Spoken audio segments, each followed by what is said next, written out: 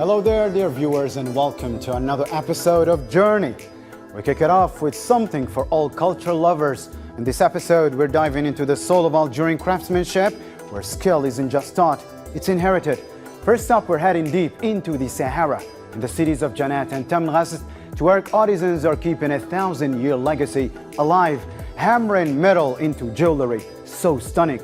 We'll take you inside their workshops to see how raw metal becomes something extraordinary. Don't touch that remote and buckle up. The journey is about to start.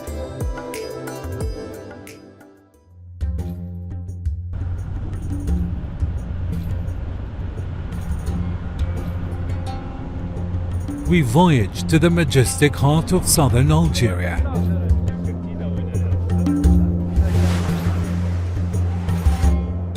Where the ancient cities of Qanat and Tamraset cradle secrets passed hand to hand through the corridors of generations.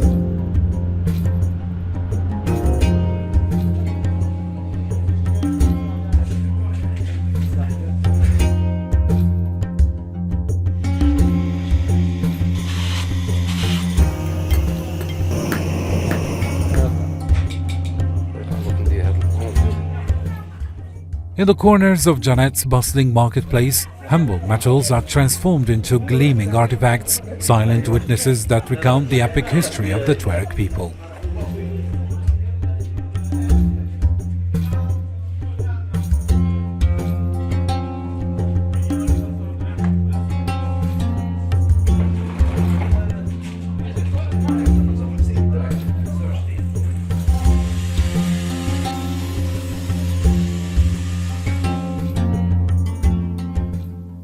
There sits Mohammed, cloaked in quiet concentration, ensconced in his modest corner, surrounded by silver treasures glistening beneath the tender glow of light. In his withered hands, he gently polishes a piece of jewelry with the care of a poet crafting a verse. On his table, silver and copper ornaments glint and glimmer, dancing as if to an ancient rhythm only the desert remembers.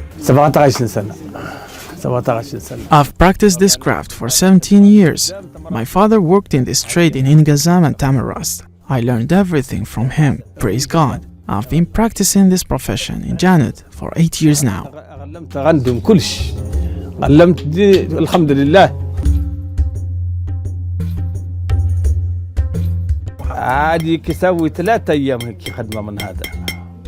Crafting this piece took 3 days. First I melted the metal, then meticulously hammered it into the shape you see. Finally I added the decorations. These engravings are my own work, and everything on this table is handmade by me.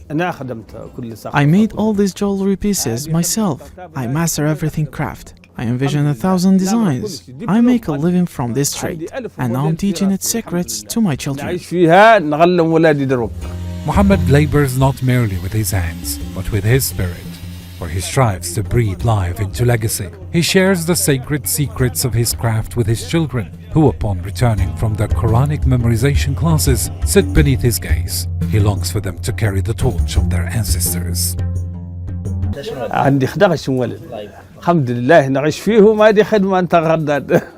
I have 11 children. I support them through this craft, praise God. Yes, I can teach them the intricacies of this profession in the future. I have no issue with that. On the contrary, I consider it a blessing. They attend Quran memorization lessons, and once they are done, I teach them step by step until they grow up and master their father's craft.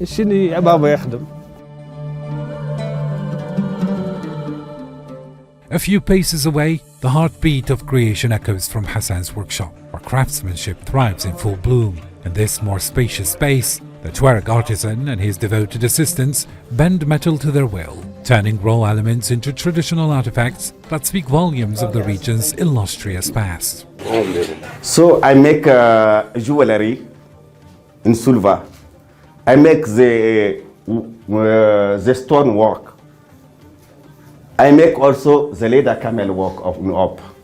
With pride etched upon his brow, Hassan breathes life into every piece's tale, unveiling its symbolic role in the cultural tapestry of Tuareg heritage. His heart dares to dream that his handiwork might transcend the sands, leap across borders, and whisper the legacy of his people to distant lands. So artisanal, it's something, it's like a gifts that God give for some person. It's not every person that you have a luck to have to do artisanal.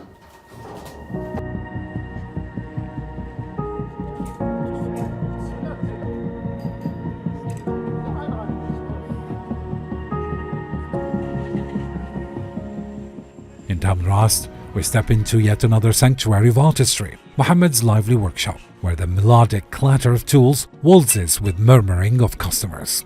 Here, Mohammed, like a conductor before his orchestra, oversees a team of artisans adding the final touches to a resplendent jewellery set, painstakingly crafted over 5 long days. هنا راني تقريبا في منتوج في نهاية. I'm now in the final stage of this piece. I'm washing it before it undergoes decoration and polishing. Here we make swords, knives, wooden mortars for grinding food and wooden spoons. يهرسوا فيه كيما في الكوزينة هذاك مهراز وكاين المغارف تاع الحطب كيف نخدموهم. With a voice imbued with reverence, Mohammed recalls how this craft has journeyed through time, carried by the hands of particular families, bearers of a tradition that has weathered the storms of centuries. من عند الوالد نتاعي. I learned this craft from my father, uncles, and elder brothers. As a child, I loved mimicking any handmade item, trying to recreate it until I reached where I am today. This craft has been inherited from father to son for generations. Here in the very bosom of the desert, where sun and sand write eternal tales, the fingertips of artisans still forge tomorrow from the treasures of yesterday. They march onward on the path of beauty and legacy, defying time itself.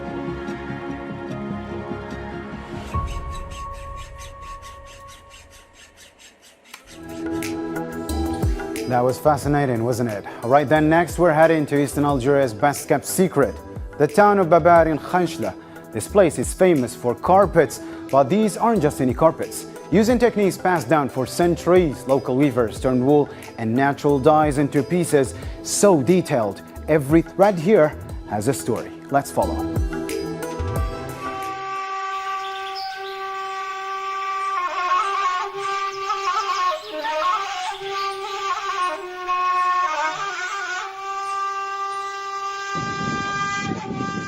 Here is the municipality of Babar in the province of Khanchla, east of the capital Algiers. The name of this municipality is closely linked to the finest and best types of carpets in Algeria and even in the world.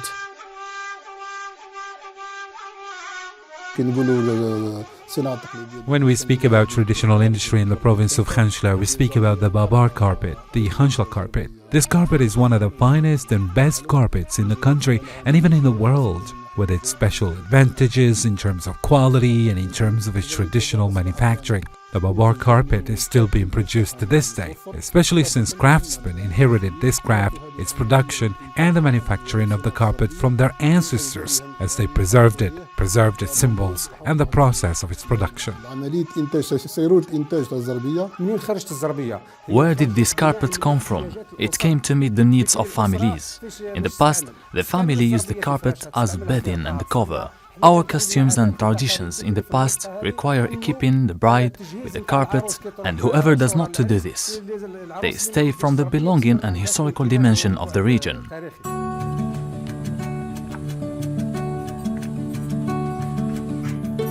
A woman with wrinkled fingers, wearing several jewelry, she has become used over the time to weaving the Babar carpet.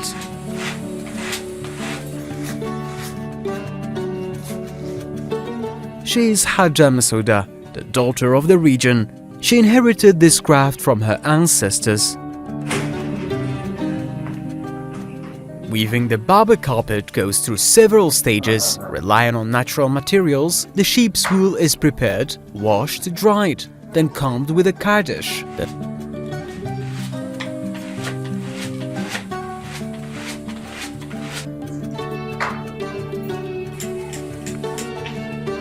Then the spindle and wrapped in the form of threads used to weave the carpet, using the wrap which is the loom or the carrier on which woolen textiles are made, in addition to the khalala, which is an iron tool used to beat and stack the colored wool threads in a parallel and harmonious manner by intersecting the length threads with the width threads.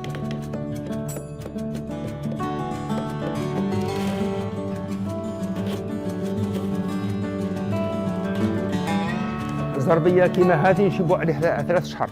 It takes about 3 months to weave such a carpet, and there are large carpets like this that takes about 6 months to prepare. 2 women and a man do this work. The women weave and the men market and prepare the appropriate materials for that. 6 أشهر هذوك تنسى.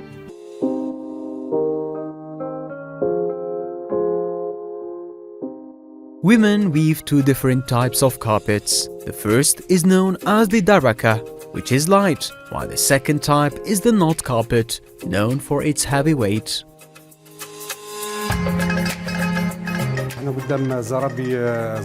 The traditional Babar carpet. This is flat fabric is called the daraka and is woven with natural materials, especially wool. We also notice that the dyeing used is natural dyeing. The difference between the 2 carpets is that this is a flat fabric and the other is a carpet. This is a type of daraka and this is a carpet. The method of weaving, it is by cutting. We notice here that this carpet is thick.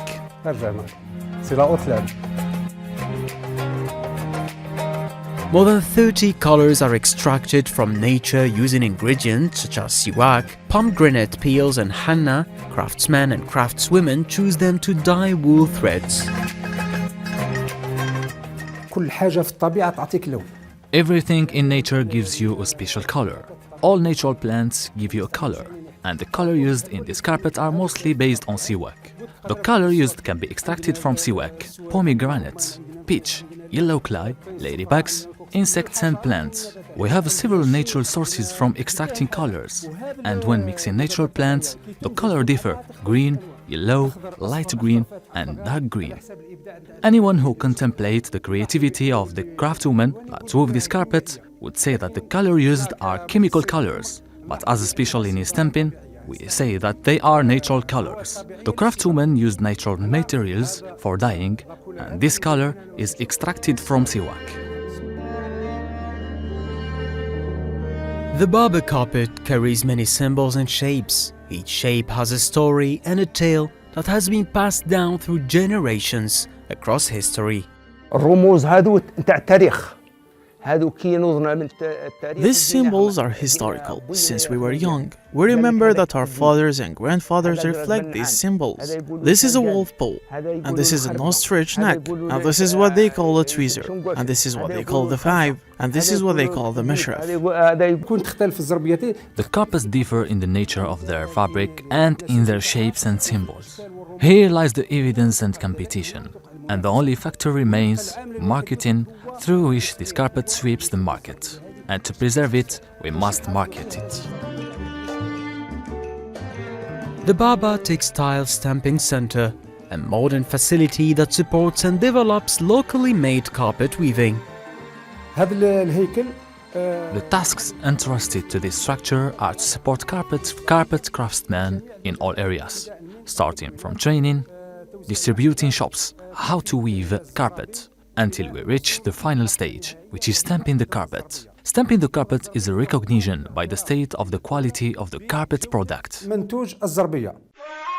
The Babar carpet continues to compete with the best types of carpets in the world through natural paintings in which symbols and colors harmoniously interact.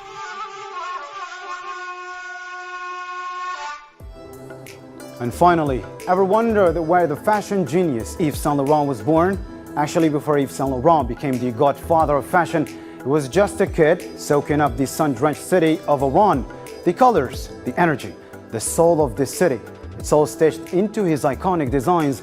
Today, we're walking through the various streets that sparked his revolution. You'll see his iconic designs in a whole new light, because this is where haute couture met its heartbeat.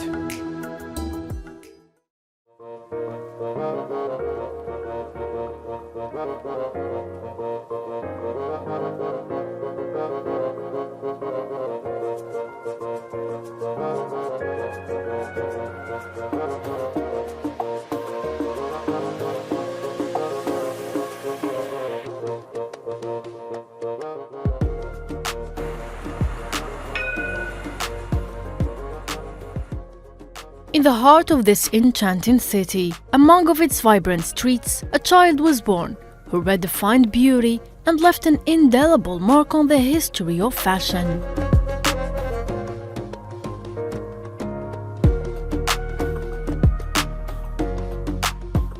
Here, between these walls, Yves Saint Laurent saw the light on the 1st of August 1936, a little boy who did not know that his dreams would sew the fabrics of the future.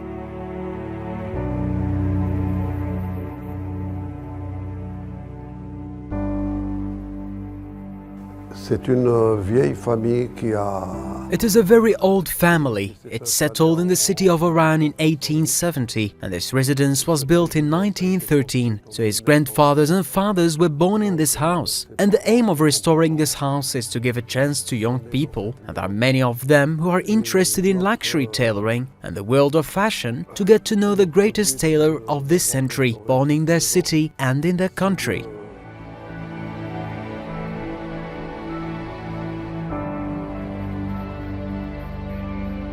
The colors of Oran, its melodies and its ancient spirit left an indelible mark on the soul of Yves Saint Laurent. It was a mirror of his artistic vision, which he later translated into unforgettable global designs. We consider him an Algerian heritage because Yves Saint Laurent was born in Algeria in 1936 and grew up in Algeria until the age of 18. So all Yves Saint Laurent's inspiration started from Oran and Algeria. Yves Saint Laurent is a world-renowned figure because he started from Algeria and his inspiration was drawn from Oran and its sunny natural.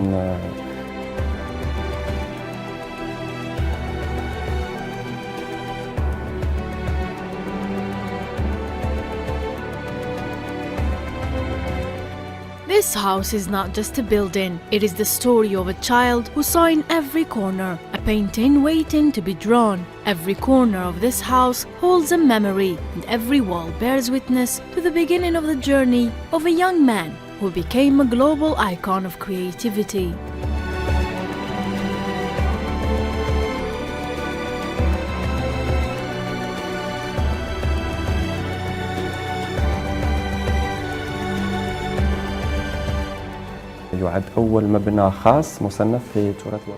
It is the first private building classified as National Heritage, and this happened on June 26, 2023, which means a year after the inauguration. It was admired by tourists from all over the country, as well as foreigners, and the staff of all the embassies present in Algeria came to visit this building.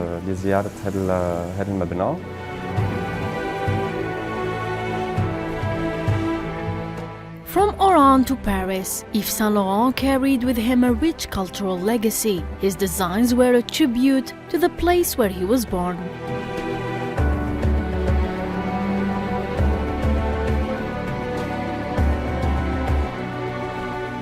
كان في باريس ونال الشهرة العالمية لكن مش قاعد نستعرف أنه مين. He went to Paris and gained worldwide fame, but not everyone knows that he started from the city of Oran. At the age of 18, he entered in contact with the fashion house Dior, and he was the first Algerian citizen from Oran to become the artistic director of the largest fashion company in the world at that time. Le directeur artistique d'une des plus grandes maisons de haute couture à l'époque.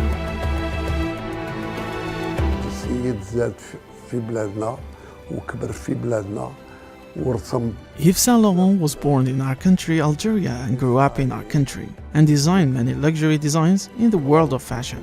شرفنا وشرف مدينة وهران.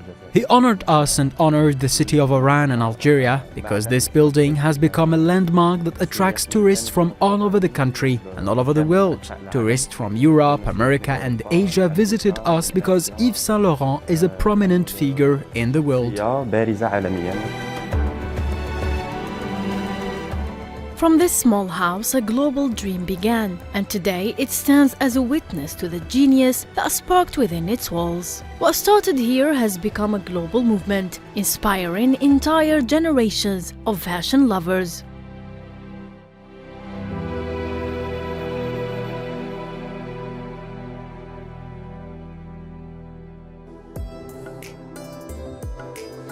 Well, that's it, folks. You traveled with us from the Sahara silversmiths to Babar storytelling carpets and the Oran streets that sparked a fashion revolution.